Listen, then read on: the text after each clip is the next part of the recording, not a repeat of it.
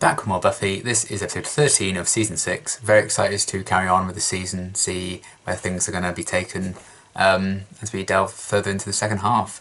Last episode was, it wasn't like my favourite, but I still thought it was pretty good. There's a lot to enjoy. I did like a lot of the character stuff we were getting with Xander and Anya. I particularly enjoyed that. And Willow's kind of standing up to Amy as well was great. And yeah, there's a lot of fun to be had, I think, with Buffy kind of working at the Double Meat Palace. So yeah, I'm excited to see where things are going to be taken next, and how they're going to continue to progress this season. Yeah, I'm excited, as always, so let's get into the next one. He can't not be there when you wake up the next morning if you don't do it in the bed. Still better than behind the fast food restaurant, I guess. I think the new kids on the block posters are starting to date me. Well, if you want, I can... Are we having a conversation? That's what I was just thinking. What? This was surprisingly wholesome. I'm not an animal. You want to see the bite mark? Oh my. You're the vampire. Do you even like me? Sometimes. Sometimes. Ah. Do you trust me?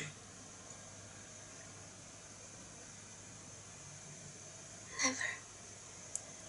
Yeah. And with this baby, we can make any woman we desire our willing sex slave. I don't know just where to start. Throwing it away. Willow's fine. She's been doing really well. You'd be proud of her. Good, it's good. I came back wrong. No, Buffy, that's not... No. Oh, she's stammering again. It's a really shit James Bond. So I thought I was pretty clear with the never wanting that to happen again. That was a long time. Apparently not long enough. Oh, is this... Oh, you're not so sorry about that thing, are you? Is that his Whole thing ex? with that- God, yes, I'm sure. Jesus. I love you, Master. I love you too, baby. This is... Oh, rough day. Kinda. You've been Rough going play. after it hard, Buffy. Where are you going? Sleeping over at Genesis? And I'm falling for that again. Oh Just a surprise. my god. Okay, not like I know you'd be around. Thank you, baby. Oh, My pleasure, Jesus Master. Christ. Oh no, not the elf. Fucking I hell. used one of these It is interesting he's kind of made her a robot without making a robot, after I'm done with her.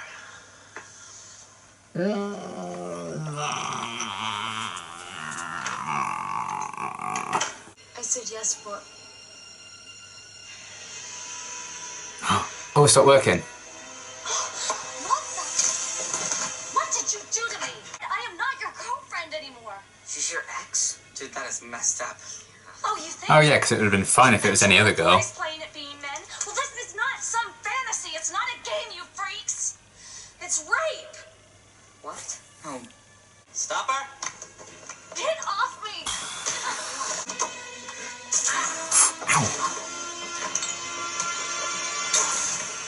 Bloody hell. You haven't killed her, have you? I'm in charge of the dampener, Andrew. She's dead.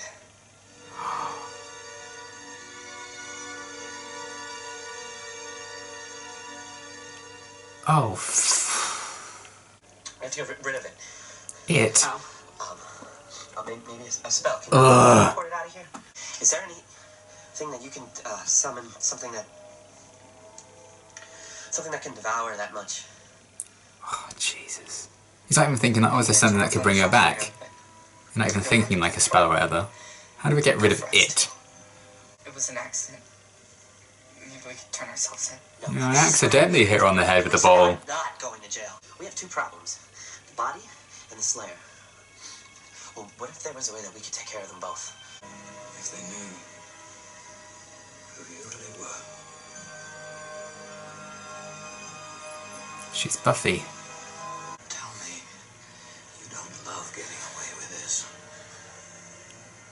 Right under their noses. I mean, you're above them, but... What are you doing here? She's not around much these days. We kind of miss her. I'm sure she feels the same. Before that, she was dead. Did you say, I'm glad you're doing better?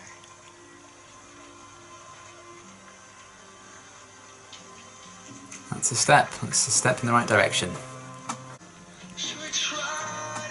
Not quite the Doctor and Rose, is it? Focus on anything but the evil blood-sucking fiend. Okay.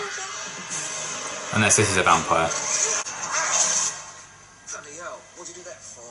No. Spike? Is this that time thing again? Is it the nerds?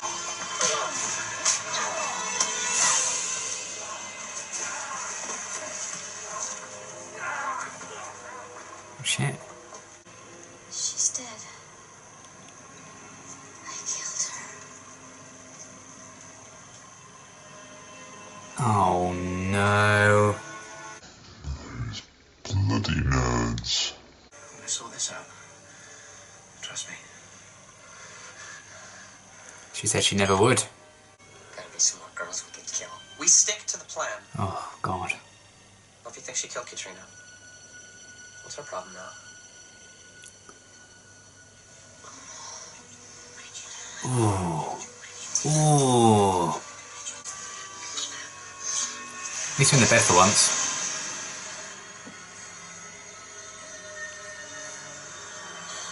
Oh. Or maybe not. Oh no, they still are. Just more cuffage. Do you trust me? Oh, she's kind of seeing herself as Spike now almost. What is happening? What's wrong? Phew. I know I have. Look at the fucking list. Should be, but I love you. I always will. Why are you talking like this? Oh, that's how she spoke to her in the gift. You were happier where you were. You want to go away again. Then go. Oh my You're not god. really here anyway. She's kind of found a reason again. Oh. Whoa, man. No one will ever find her.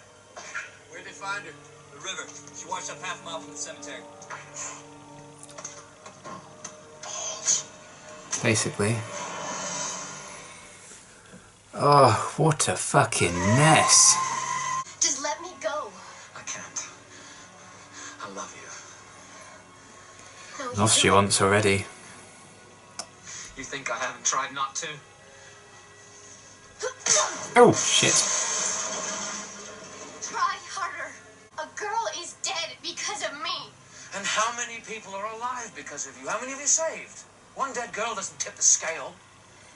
That's all it is to you, isn't it? Just It's another kind of what body. Faith said to her. There is nothing good or clean in you. You are dead inside. You can't feel anything real. I could never be your girl.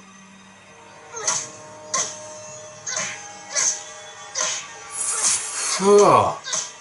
Always said the one you love, right? Buffy. Still trying to stop her. Katrina. Silverus.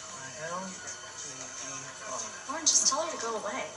Ah. You're keeping secrets from me. Ah, I still remember. Okay, good. Trina. Does this mean you're not going away? Oh. Yeah. I'm not going anywhere. Ah. We really got away with murder. That's kind of cool.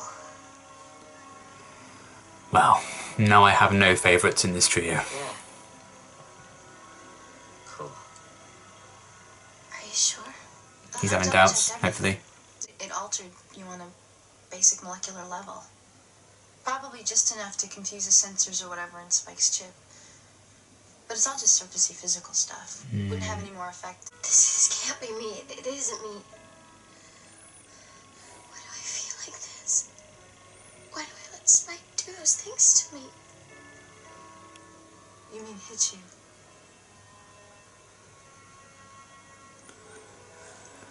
No. Oh. The only time that I ever feel anything is when... Don't tell anyone, please. I won't. Oh, the way they would look at me, I just couldn't. I won't tell anyone.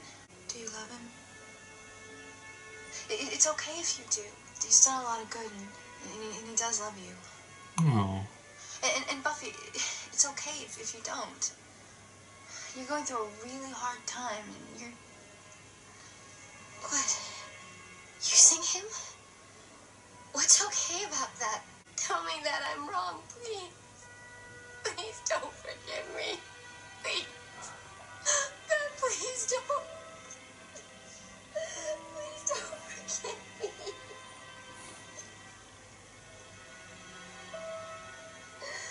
Please don't.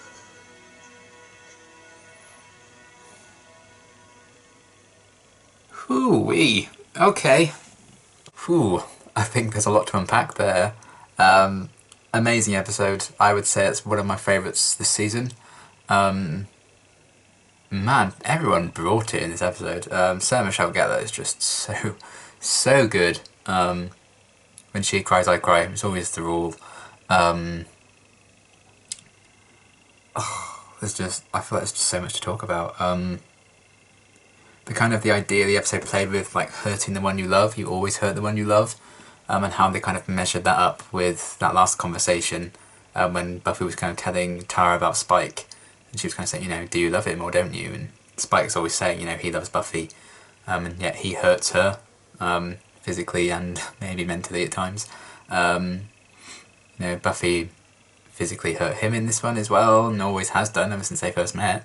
Hurting the one you love, does she love him? That's all very interesting, and she's kind of hurt Dawn as well, because she hasn't really been there, and obviously she loves Dawn because that's why she made that big sacrifice at the end of last season. And I love how they kind of call back to the gift in that scene with Buffy and Dawn. She kind of said, I love you, I always will, and then Dawn instantly goes why are you talking like this? Because she probably has some quite traumatic moments of that last speech that Buffy gave her in the gift, and it was a very similar speech that she was giving there. And again, she was going to make yet another sacrifice and hand herself in to the police, Man, there's just so much to talk about, but the idea of Buffy wanting to work out exactly why Spike can hit her and why his chip doesn't work on her anymore, I love that they kind of put focus on that and she really kind of got to the root of it. I love that she went to Tara for that. It was just nice to see Tara again because it's been a couple of episodes anyway, but it was such a joy to also have Tara, obviously she did have a bit of a storyline with Willow in this episode, but it's nice to kind of explore who she is on her own and outside of just Willow, and to see her paired up mainly solely with Buffy in it for an episode. There's a lot of joy in that for me. I loved seeing a different side to, well, it's not even a different side because we kind of know, I think she is the moral centre of the group now, and I've said a few times that she would be the one I'd go to for advice and stuff. And the fact that Buffy opened up to her, I think it's very telling that of all people she would tell first about what's going on with Spike. She told Tara. I think that is very telling, and the fact that Tara was saying, it's okay, if you love him or if you don't, it's okay, you've been going through a rough time. She's so empathetic in that sense, and sympathetic too. And when Buffy just broke down at the end, I must be wrong, when Tara's saying, she's kind of the same old Buffy, but maybe if you look at her, it's the same Buffy, but obviously inside she's very much changed because she went through being torn out of heaven, so she is Buffy and she isn't. And I think that's kind of what Buffy's feeling, and Buffy's going through some intense, I think, self-hatred. Just because she's kind of found reasons to live again, she kind of realises she wants to be alive again, doesn't mean she's okay with herself, and she's kind of, she can't forgive herself for doing what she's doing with Spike, and not opening up to her friends about it. I don't think Spike is particularly helping that, especially with that scene in the Bronze. He was kind of, don't tell me you don't love like getting away with this, and alongside that we had the trio getting away with murder. It's just, I think there's a lot of very clever writing and woven stories in this episode, and different themes applying to different characters, and it's a really, really great example. I feel like I could talk about this episode for hours, honestly, and I could write an essay on this episode. But that just shows how much I absolutely adored this one. I mean, it was very uncomfortable a lot of the time. You know, some of the Buffy and Spike stuff was hard to digest, particularly the stuff with the trio and Katrina, that poor girl. Fuck. That I think was the most uncomfortable stuff for me to kind of sit through, even before they fucking killed her, while Warren fucking killed her, dressing up as a maid and, you know, raping her. I love that when Katrina did kind of come to, she kind of called it for what it was, you know. And we have seen examples of that with them in the past, I think, with like Warren and his sex robots, and Jonathan, the twins, I think he kind of had in Superstar as well. And I think it sounds awful because of what they've done in this episode, but this was the trio I can take seriously. This is the trio I'm actually interested in seeing as villains, because it wasn't the aren't we nerds that got old after one episode for me, because they couldn't carry the whole season like that. And finally we've kind of gotten to that point now where their silly little antics have actually had disastrous consequences, and I think Jonathan in particular is kind of feeling that. I think Andrew started to, but then he was like, "Ooh, we got a murder, that's pretty cool." And then I lost even the slightest shred of respect I had for him. And Warren's just, God, that guy sucks. I hate him. I hope he dies horribly. I hope they all die horribly. But Warren is a nasty little shit. Purposely targeting his girlfriend and, oh, you know, I love you, let's work things out. Manipulate. And that fucking invention. And I know he didn't mean to kill her, but he still was basically going to rape her. And, you know, he really victimised her in that sense, and dressing her up as a waitress, you know, having her call it all of the master. It's just fucking disgusting. And I hate them all for it. I will always hate them all for it, probably. And yeah, it was repulsive. But I think that is what they were trying to do, because they're hormonal teenage boys, I guess. Well, I don't even know if they're teenagers anymore. They're probably on the cusp of being fully grown adults, which probably makes it even worse. But I think they have the minds of 16-year-old horny boys, so yeah. Maybe it's, you know, a lot of it could be... I would be interested in seeing what their home lives were like, of those three, and how they were brought up and stuff. Because I don't think their parents did a particularly fucking good job, that's all I'm saying. Although, it's Buffy, when are the parents ever really around most of the time? And even so with Buffy now, you know, she's in a parental role with Dawn, and she's not around a lot.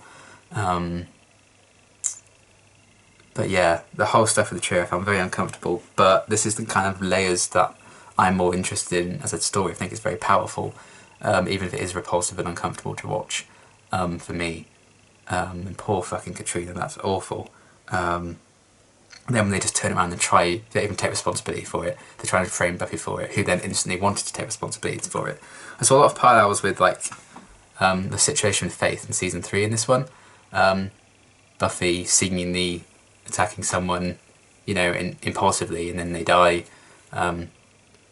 Andrew kind of impulsively killing someone as well, accidentally. And Spike giving Buffy that speech, you know, you may have killed someone, but think of how many people you've saved. And I think Faith said something very similar to Buffy in season 3, thinking that, you know, because they're the Slayers, they're better than everyone else. So there's a lot of parallels to that, and it was interesting seeing Buffy be put in kind of the Faith's role there. I think there's a lot to say about that, and that's One of my biggest hopes for the show is that Faith shows up again. I don't know if she ever will, because she's kind of found her redemption. She's in prison, and I imagine she would be in prison for quite a long time. But, you know, Angel could still check in on her or something, I don't know. I think, especially given this situation, I think it'd be really great to kind of re-examine that relationship, to see where Faith is now and her redemption and everything. And the fact that now Buffy's kind of really gone through a similar thing, even though she didn't actually do anything, she was kind of manipulated into thinking she was. That would be an interesting kind of dynamic to explore again. But I did I thought a lot of probably purposeful references to, you know, everything that went down with Faith from Bad Girls onwards in season 3, and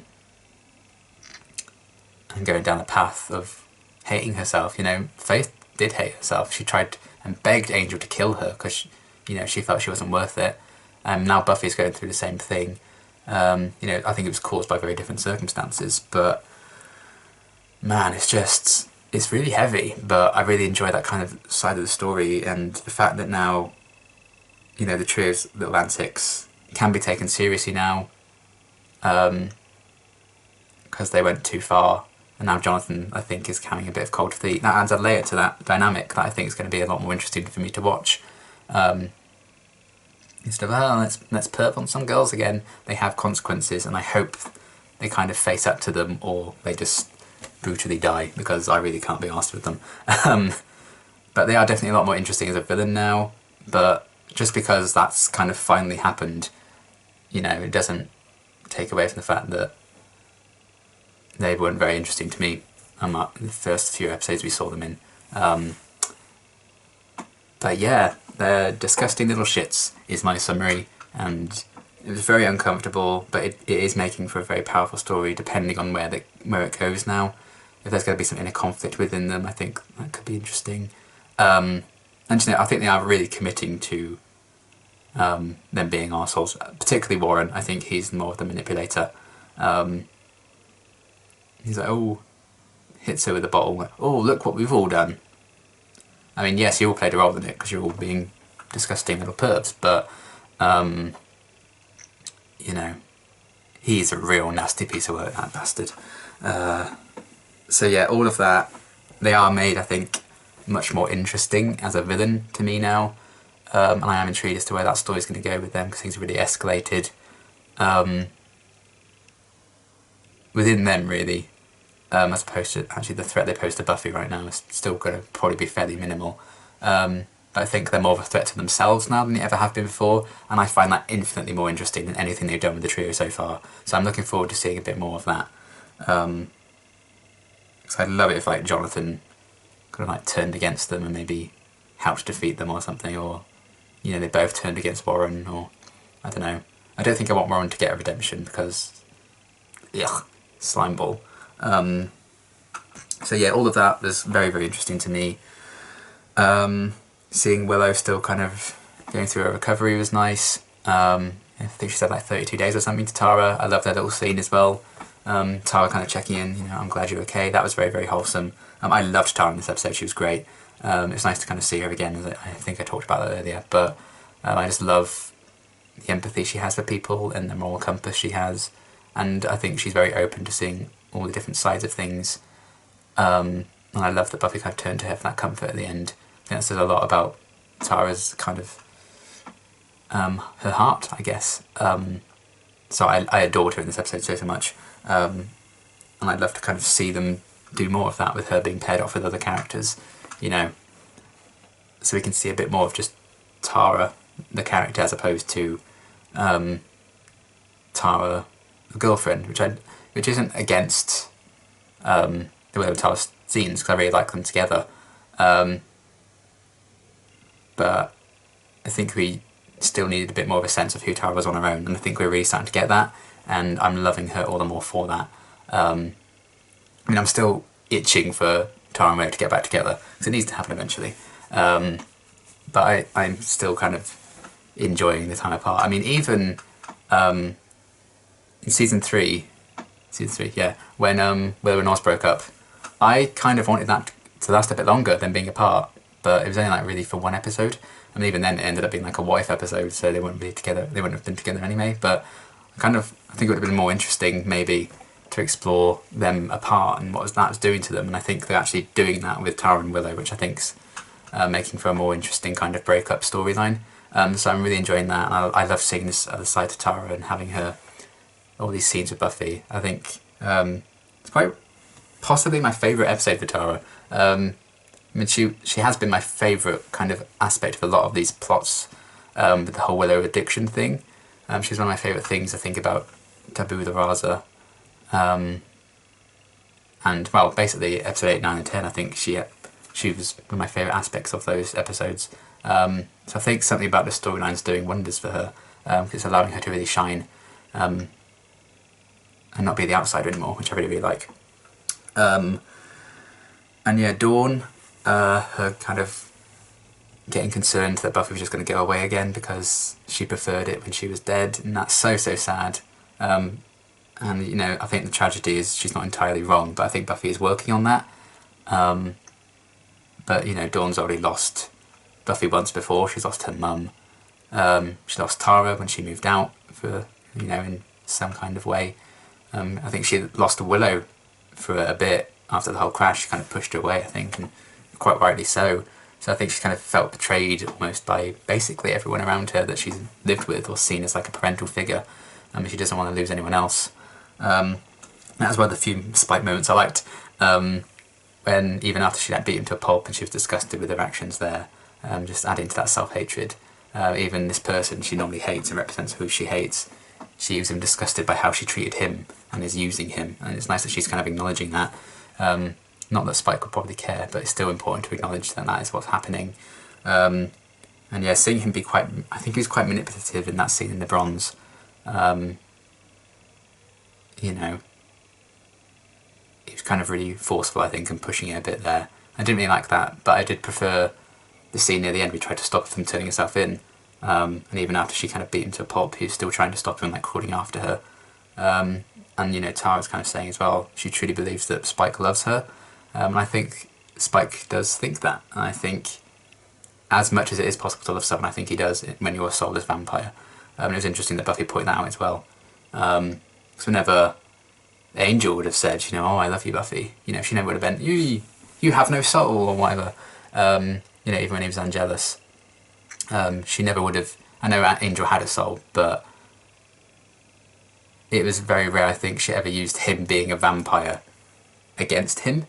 You know, he's very much on a pedestal compared to other vampires, and of course that's what happens when you're in love with someone.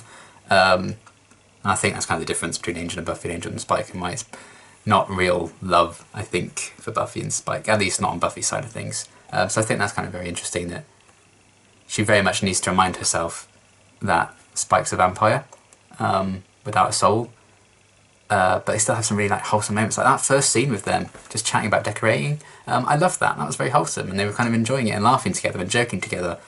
So it is possible for them to have like a meaningful bond, I think, but circumstance and stuff like that is kind of getting in the way of that. But it is interesting. She always needs to remind herself that Spike's a vampire. She never really had to do that with Angel, and I think that's the big difference there. At least for now. Who knows if that will continue. And yeah, again, just hurting the one you love, I guess, or even the ones you don't. Quite often in this show, you just hurt everyone because this show is pain. But yeah, I feel like I have a lot more to say, but my camera battery is going to die any second. And I think I've got all my key points across. I just feel like there's so much to delve into, and I think this is really one to kind of sit and think on for a while. I have had comments in the past being like, oh, you know, your afterthoughts, you always just say, oh, you like this, you don't like this, and it seems a bit pointless, but that's kind of the point. These are like my initial afterthoughts and what I'm thinking of, and of course, basically every single episode will go by, I upload a video, and I think of another thought and a bit of analysis. I'm like, oh, I wish I thought of that at the time. But this is like, that's for the review, you know? I don't try to review an episode afterwards necessarily. I just talk about my thoughts initially and what I've kind of picked up on.